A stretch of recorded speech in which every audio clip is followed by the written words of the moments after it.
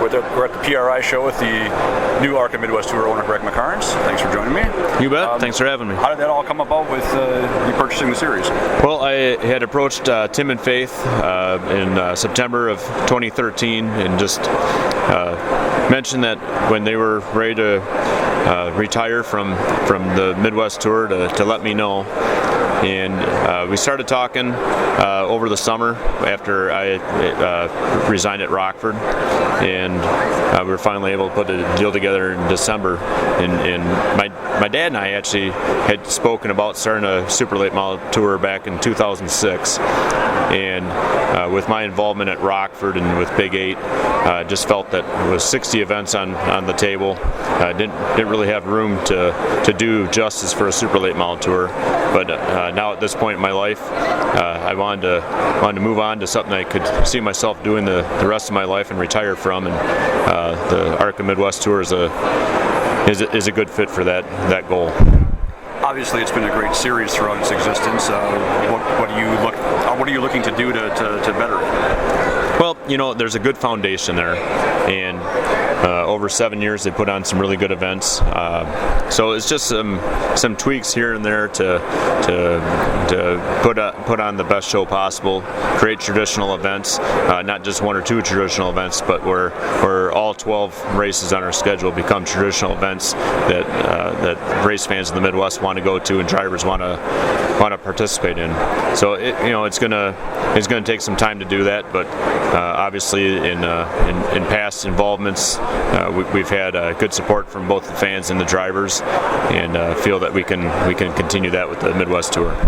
Obviously, you probably don't have your schedule finalized yet, but can you give any insight as to some changes that might be happening, new tracks coming on the scene or anything like that? Yeah, well, I mean, we're trying to bring those traditional events. Obviously, there's a track that futures up in the air right now that we're trying to wait to see where that is and where that goes. So that will help us determine where we want to put dates moving forward. And we've talked to a lot of the tracks. Obviously, we just made this announcement last Friday, so things are rather fresh, and we're working through the details of the schedule. That being said, it's my goal to have it out by Christmas so that we can move forward with other facets of the business and get things going for 2015.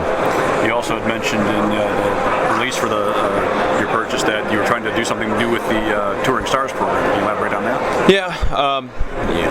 The Touring Stars program is basically morphed off of the old ArtGo Traveling Stars program or TIP program, the Travel Incentive Program. So, and just looking at ways to make it more beneficial for the majority of the teams to support it, and to get the teams signed up that are truly going to support it, all 12 events, and make sure that they really have a stake in it. Because it's important to me that a fan knows that a driver that's on there, when they buy a ticket to one of our programs in 2015, that they don't even have to question it. They know that this driver is going to be there and that driver is going to be there. I don't want drivers on that program to be coming in and out. That being said, we're going to bring 14 to 20 stars into a program, and we're also working to get the local drivers involved. It's our goal to have the top 8, 10, the top 20, however many drivers want to come throw their hat in the ring at a ARCA Midwest Tour event. I want to make it feasible for them to do that. So there's a lot of work to be done. Again, it's really just tweaking, but it's a lot of work to make sure that the tweaks we make are the correct ones for the better good of the sport and betterment of the industry. I know the car counts have been down all over the place, so how do you try to counteract that and get more cars to show up? Well, I believe there's going to be support, or at least I like to believe that. But there's been a pretty good outpouring of support thus far, and I expect that to continue. And if we're fair to the teams and do what we can to support them, I believe they'll support us. And it's like I say, it's going to take some time, but It's not going to happen overnight, but really a special event needs to be special, and 20 cars to me isn't a special event. My goal has always been 35 to 40 cars, and if it's more than that, great. I want to send some cars home. It makes for a better 24-car starting field when some of the guys are sent packing for the night and they have to go home, do their homework, and come back in a couple weeks and try again. So I think it's good for racing to have strong last chance races and strong features. It makes for better racers.